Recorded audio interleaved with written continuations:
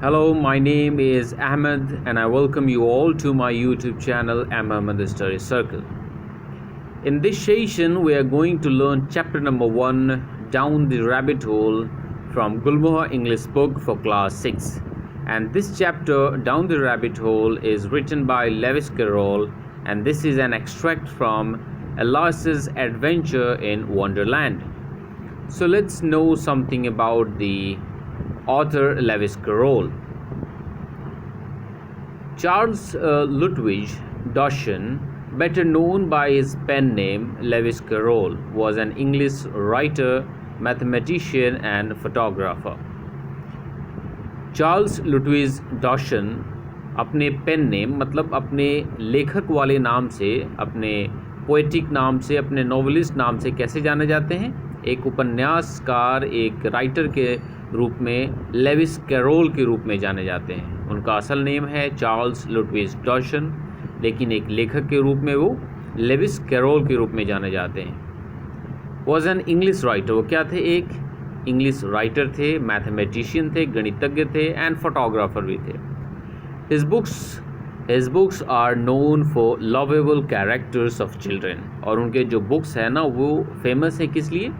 उसमें बहुत सारे चिल्ड्रन के कैरेक्टर्स हैं जो कि बहुत ही लवेबल हैं, एज वेल एज क्लेवर, और बहुत ही चतुराई भरे हैं। Clever word play and fantasy, उनके स्टोरीज़ में क्या है ना, वर्ड प्ले का मतलब जो टेक्स्ट हैं वर्ड्स का बहुत ही अच्छा से उसमें अरेंज किया गया है वर्ड्स को। So let's begin.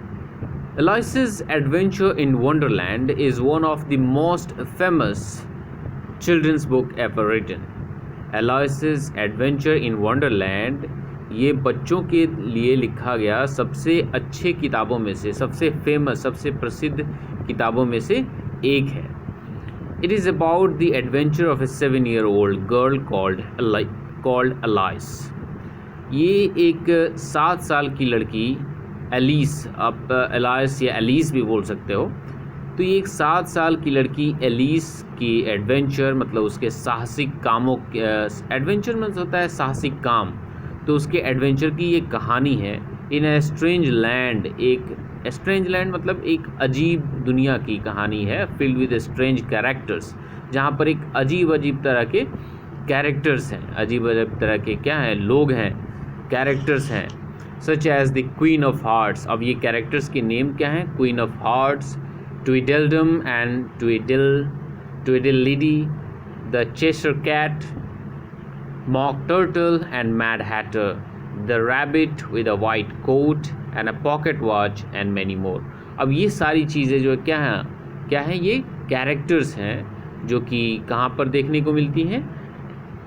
इस चैप्टर में देखने को मिलती हैं, जिसका नाम है एलिसेस एडवेंचर इन वंडरलैंड, और वंडरलैंड की ये सारे कैरेक्टर्स हैं।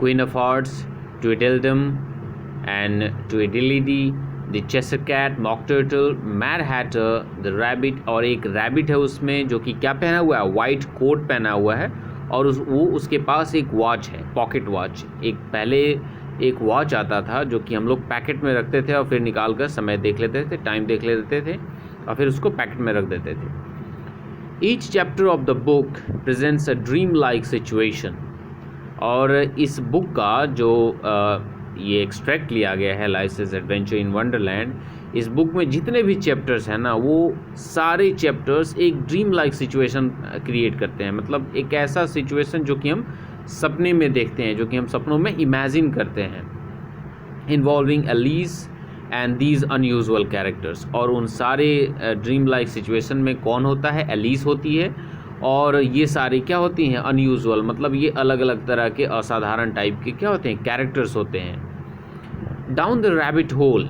अब देखो डाउन द रैबिट होल मतलब नीचे खरगोश के बिल में, इसका अगर हिंदी अनुवाद पूछो तो इसका मतलब होता है खरगोश के बिल में। Down the rabbit hole marks the beginning of Alice's adventure, मतलब एलाइस के एडवेंचर, उसके साहसिक कामों की शुरुआत कहाँ से होती है? यहीं से, खरगोश के बिल से शुरू होती है, मतलब उस एलिस की कहानी यहीं से शुरू होती है।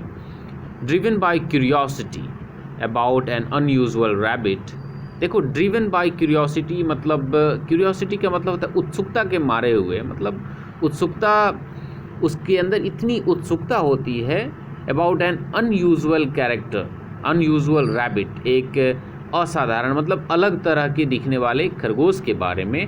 अलीस goes down a rabbit hole, Alice कहाँ जाती है?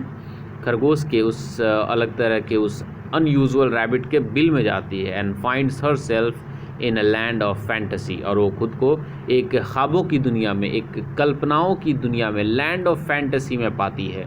सो यहाँ से अब हमारा पैराग्राफ नंबर 1 शुरू होता है। एक्चुअल कहानी यहाँ से शुरू होती है, और जो भी मैंने बताया ये सारी के सारी क्या थे, इस चैप्टर के बारे में इंफॉर्मेशन थे, additional information. Okay, so let's begin with the paragraph number 1. There was nothing so very remarkable about the white rabbit saying, oh dear, I shall be too late, and hurrying on. मतलब remarkable मतलब होता है ध्यान देने लायक, तो ज़्यादा कुछ ध्यान देने लायक नहीं था, ज़्यादा कुछ ध्यान देने लायक नहीं था उस वाइट, उस सफ़ेद खरगोश के बारे में, जो कि बस यही कहता जा रहा था कि ओ डियर मैं लेट हो जाऊँगा, मैं लेट हो जाऊँगा, और वो एकदम जल्दबाजी कर रहा था। But when Alice, who was sitting beneath the tree with her sister and feeling bored, लेकिन जब अलीस, जो कि एक पेड़ के नीचे बैठी हुई थी अपनी बहन के साथ और क्या हो रही थी, बोर हो रही थी, saw the rabbit, उसने उस खरगोश को देखा, take a watch out, जिसने क्या निकाला, एक घड़ी निकाला, किसने? खरगोश ने एक घड़ी निकाला, watch out of its waistcoat, of its waistcoat, कहाँ से? अपने वेस्ट कोट से। अब देखो, वेस्ट कोट को हिंदी में हम लोग बोलते हैं बंडी। आपने देखा होगा कि नेता लोग जो होते हैं ना, एक कुर्ते के ऊपर से एक बंडी पहनते हैं, उसको हम लोग वेस्ट कोट बोलते हैं। तो उस वेस्ट कोट से क्या निकाला उसने? एक वॉच निकाला उसके उस वेस्ट कोट के पैकेट से। एंड लुक्ड एट इट, मतलब उस वॉच को देखा, मतलब समय को देखा, टाइम देखा। It flashed across her mind, तो ये किसके दिमाग के अंदर, मतलब एलिस के दिमाग के अंदर कुछ आया, उसके दिमाग के अंदर ये थॉट आया that she had never before seen a rabbit with either a waistcoat pocket or a watch to take out of it, कि उसने इससे पहले कभी भी एक खरगोश को नहीं देखा था। किसने? एलिस ने, जिसके पास एक वेस्ट कोट हो, जो बंडी पहनता हो, और उसके पॉकेट में एक घड़ी भी हो। मतलब ये एक अजीब तरह का सिचुएशन था जो कि एलिस के साथ हो रहा था। वो देखकर बिलीव नहीं कर पा रही थी। बर्निंग विद क्यूरियोसिटी, मतलब कौतूहल में, उत्सुकता के मारे हुए, she ran across the field after it, वो खेत में उसके पीछे दौड़ने लगी। किसके? उस रैबिट के। And was just in time to see it pop down a large rabbit hole under the hedge, और वो एकदम बिल्कुल समय पर थी, मतलब वो बहुत जल्दी उसके पीछे दौड़ी थी, और वो इतना टाइम पर थी कि उसने देख लिया कि वो जो रैबिट था एक बाड़ के नीचे, हेज मीन्स होता है बाड़, आप देखते हो अगर आप कभी खेत में गए हुए होंगे जहाँ पर फसलें लगी हुई होती हैं, तो एक बाड़ लगा रहता हुआ खेत के चारों टाइप में। हमारे यहाँ तो उस लैंग्वेज में, उसे अपने लैंग्वेज में हम लोग आर बोलते हैं, बाड़ा बोलते हैं। तो उस बाड़ के नीचे बहुत सारे बिल होते हैं, आपने देखा होगा, बहुत सारे होल होते हैं उसमें, और रैट्स के होल होते हैं। तो उसी बाड़ के नीचे एक होल था, और उस होल में वो खरगोश अंदर नीचे चला गया। पॉप डाउन मीन्स होता है नीचे चला जाना। Paragraph number 2, in another moment, मतलब कुछ ही क्षण के बाद, कुछ ही क्षण में, डाउन वेंट अलीस आफ्टर इट, अलीस भी इसके पीछे, इसके साथ चली गई। मतलब कहाँ? उस होल में चली गई। Never once considering how in the world she was to get out again, और उसने कभी सोचा भी नहीं कि जब वो नीचे चली जाएगी, मतलब उस बिल में चली जाएगी, तो फिर वहाँ से निकलेगी कैसे, उसने इसके बारे में एक बार भी नहीं सोचा। अब देखो यहाँ पर एक एक्सप्रेशन यूज किया गया है, हाउ इन द वर्ल्ड, मतलब कैसे, मतलब अगर आपको कोई चीज़ इम्पॉसिबल लगता हो कि ये तो एकदम इम्पॉसिबल है, ये कैसे हो सकता है, तो आप यूज़ करते हो हाउ इन द वर्ल्ड।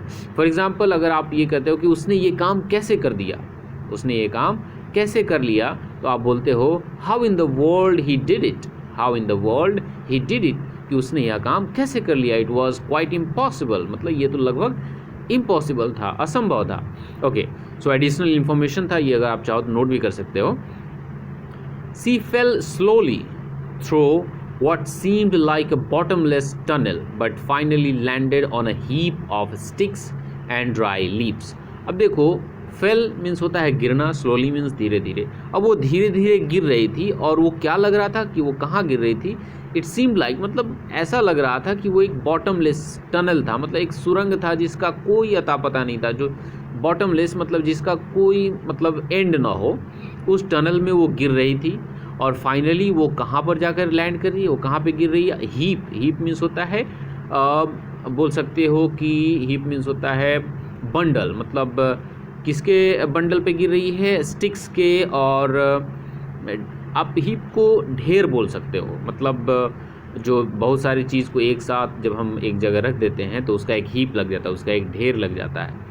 तो लकड़ियों के और पत्तों के ढेर पर वो जाकर गिर रही है. Paragraph number 3. Alice was not a bit hurt. Alice को ज़्यादा चोट नहीं लगी, मतलब उसको ज़रा से भी चोट नहीं लगी होती है. And she jumped up on to her feet in a moment. और वो तुरंत अपने पैरों पे खड़ी हो जाती है. She looked up but it was all dark overhead. अब वो देखती है ऊपर की तरफ, लेकिन चारों तरफ वहाँ पे एकदम अंधेरा होता है, एकदम डार्क होता है.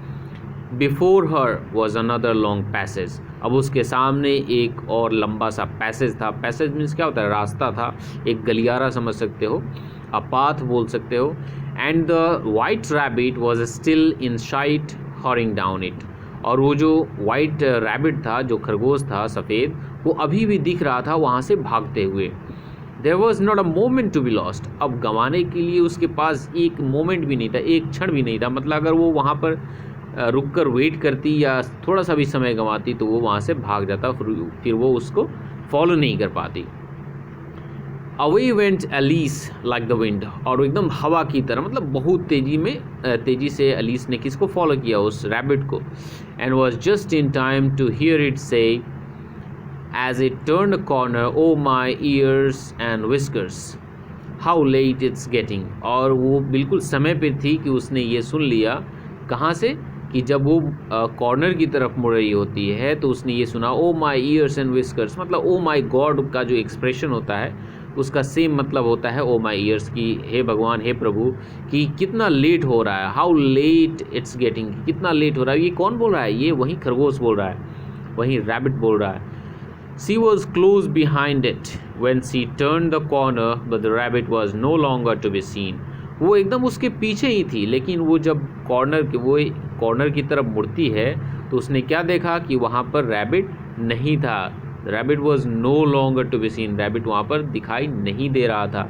सी found herself in a long low hall which was lit up by a row of lamps hanging from the roof. अब वो खुद को एक लंबे से और बहुत ही लंबे से और लो हॉल में, एक हॉल में पाती है जो कि लिट अप मतलब जो जगमगाया हुआ था. लिट अप मीन्स होता है जलना.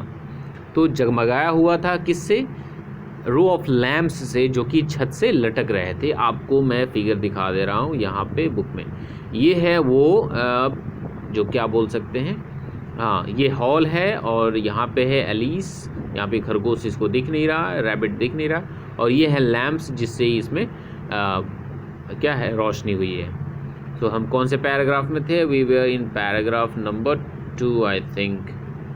Okay, no, we were in paragraph number 3. Okay, so paragraph number 4. There were doors all around her. अब वो जहाँ पर खड़ी थी उस हॉल में, उसके चारों तरफ क्या थे, दरवाजे ही दरवाजे थे. But they were all locked. लेकिन वो सारे के सारे क्या थे, लॉक थे, बंद थे. After trying all the doors Alice walked sadly down the middle wondering how she was ever to get out again. और सारे दरवाजे को खोलने की कोशिश करने के बाद एलिस बीच में, मतलब उस हॉल के बीच में वॉक कर रही है, चल रही होती है. और ये सोच रही होती है कि फिर वो यहाँ से कैसे बाहर निकलेगी. वंडरिंग मीन्स होता है सोचना, थिंक करना. तो वो ये एलिस ये सोच रही थी कि फिर वो वहाँ से कैसे निकलने वाली है. सो इस वीडियो में हम इतना ही रखते हैं, पैराग्राफ नंबर 4 तक. और इसके पार्ट 2 में हम पैराग्राफ नंबर 5 से पढ़ेंगे. So I have plan that I will finish this chapter in particular 3 videos. इसको 3 वीडियोज़ में ख़त्म कर दिया जाएगा. क्योंकि वीडियोस जब लॉन्ग हो जाते हैं तो फिर आप लोग बोर हो जाते हो, आप लोग देखते नहीं हो, तो फिर एफर्ट वेस्ट चला जाता है। मैं यहाँ से चिल्ला कर आपको समझा रहा हूँ और आप फिर वीडियोस ही नहीं देखो, तो फिर ना आपका फ़ायदा ना मेरा फ़ायदा।